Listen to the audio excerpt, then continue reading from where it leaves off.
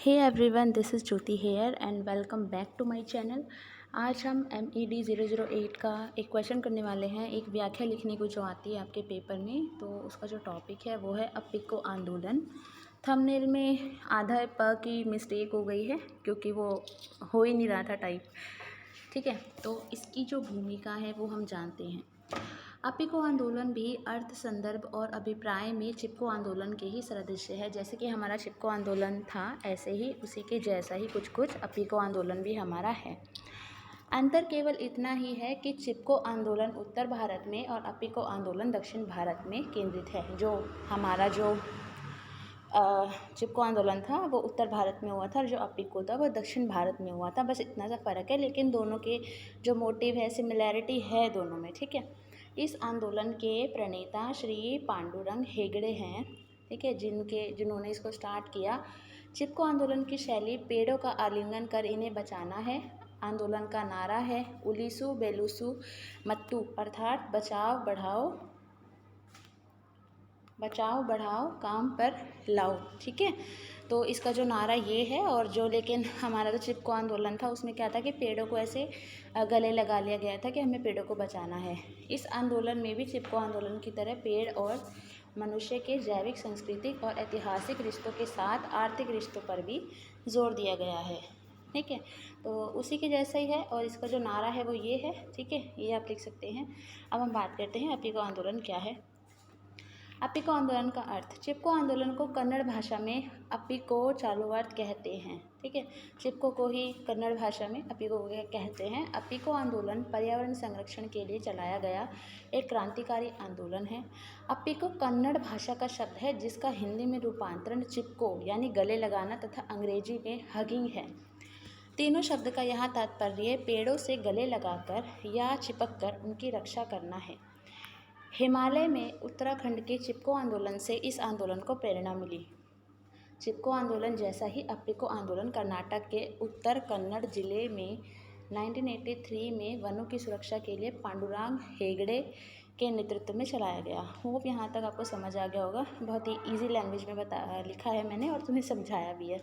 ठीक है, अब है इसमें हमें पूछा है, हम यहाँ पे बताएंगे कि अपिको आंदोलन की पृष्ठभूमि क्या थी। ठीक है, इसका जो बैकग्राउंड था वो क्या था, क्योंकि हर कोई जो आंदोलन शुरू हो रहा है तो उसके पीछे कोई ना कोई कारण रहे होते हैं ना। तो इसकी पृष्ठभूमि क्या थी।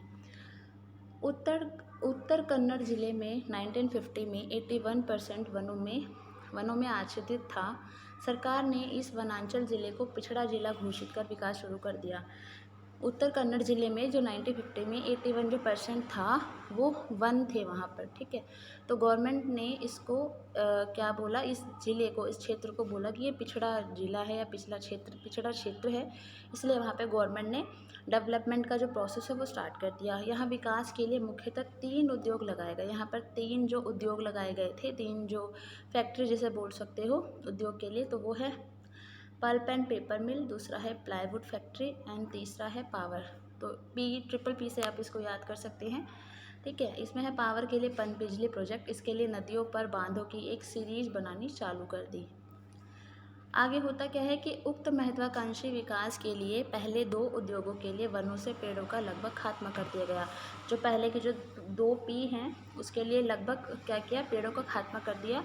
और जो तीसरा प्रोजेक्ट था हमारा पावर, उसके लिए क्या किया, नदियों पर बनाए गए बांधों के कारण वनों एवं कृषि का बहुत बड़ा क्षेत्र पानी के भराव में आ गया। ठीक है, वहाँ पे पानी फैल गया, जिससे 1980 में आते आते वनों का क्षेत्रफल 81% से सिकुड़कर 21% रह गया।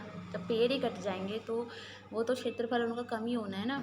फिर आगे है हमारा, स्थानीय लोगों को बांधों के कारण विस्थापित कर दिया गया। जब बांध बनते हैं तो वहाँ के आसपास के लोगों को हटा दिया जाता है।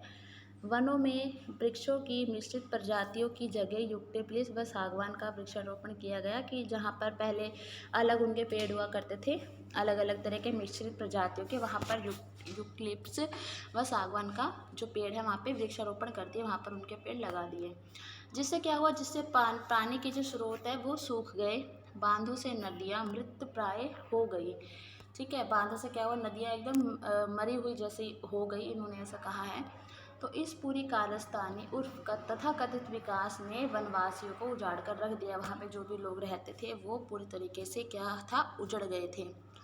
अगर संक्षेप में कहा जाए तो विकास के लिए जो 3 मुख्य PS paper, plywood and power आए, जिनके परिणाम स्वरूप चौथा P निकला जो है पॉवर्टी। ठीक है, कुल मिलाकर 1980 आते आते तथाकथित विकास से अपिको आंदोलन की पृष्ठभूमि तैयार हो चुकी थी कि अब लोगों को लगने लगा था कि हमें आंदोलन शुरू कर देना चाहिए, वरना हम तो ऐसे ही जो है मतलब हमारा जो है शोषण होता रहेगा और हम अपने एनवायरनमेंट को भी बुरी तरीके से ख़राब कर देंगे। अब अपिको आंदोलन की नौबत क्यों आई? जनता में जलजला उठे बिना आंदोलन नहीं होते, हमें पता ही है कि कोई रीज़न होता है ना, तभी आंदोलन होते हैं। तो अपिको आंदोलन के पीछे का मुख्य कारण पश्चिमी घाटों में अति संवेदनशील उष्णकटिबंधीय वनों के मिक्स्ड कल्चर को मोनोकल्चर में बदलना है। ठीक है, तो वहाँ पे अलग अलग तरह के पेड़ पौधे थे, लेकिन उन्होंने क्या किया, कुछ स्पेसिफाई पेड़ पौधे लगाए थे जिनका नाम मैं अभी ऊपर आपको बता चुकी हूँ। ठीक है, अपिको आंदोलन के उद्देश्य। अपिको आंदोलन जागरूकता बढ़ाने के विभिन्न तकनीकों का उपयोग करता है। आंतरिक जंगलों में पैदल मार्च, स्लाइड शो, लोक नृत्य, नुक्कड़ नाटक इत्यादि से वो लोगों में जागरूकता फैलाते हैं।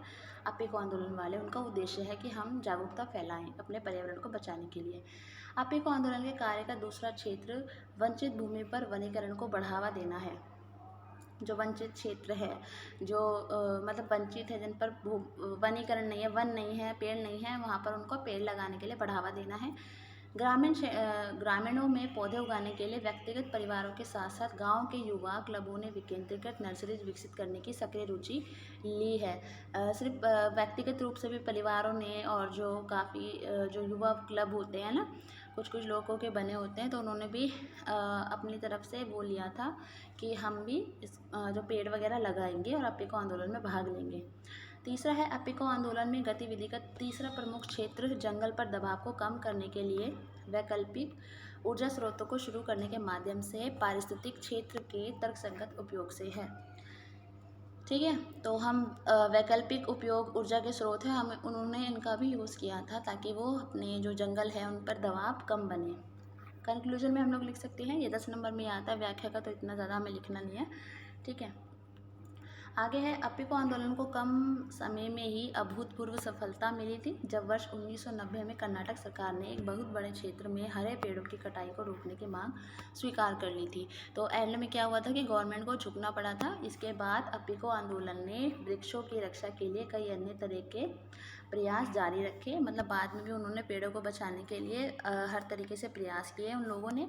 अपिको आंदोलन ने मधुमक्खियों की रक्षा के लिए भी एक अभियान चलाया व अनेक ग्रामीण युवाओं को पूरी तरह से शुद्ध शहद प्राप्त करने के तौर तरीकों से जोड़ा। इस बीच अपिको के कार्य क्षेत्र में ऐसी परियोजनाएं तेजी से आई जिनके लिए लाखों पेड़ों को काटना सरकार ने ज़रूरी माना। गवर्नमेंट को लगा कि पेड़ हमें काटने चाहिए। इसमें से कुछ प्रयासों पे सफलता मिली तो किसी में नहीं मिली, पर अपिको आंदोलन ने अपनी ओर से प्रयास अवश्य किए, क्योंकि जहाँ सरकार को लगा कि काटने ही पड़ेंगे पेड़, तो वहाँ ये आंदोलन कुछ धीमा रहा, लेकिन अधिकतर में इस आंदोलन को सफलता ही मिली है। तो आज इस बारे में जागरूकता बढ़ी है कि पश्चिम घाट के वनों की रक्षा कितनी ज़रूरी है। तो यही था अपिको आंदोलन। होप आपको समझ आया होगा। अगर आप और किसी टॉपिक पे वीडियो चाहते हैं MPS में फर्स्ट ईयर सेकेंड ईयर की कोई भी पेपर से, तो प्लीज़ आप मुझे कमेंट सेक्शन में कमेंट कर सकते हैं, या मेरा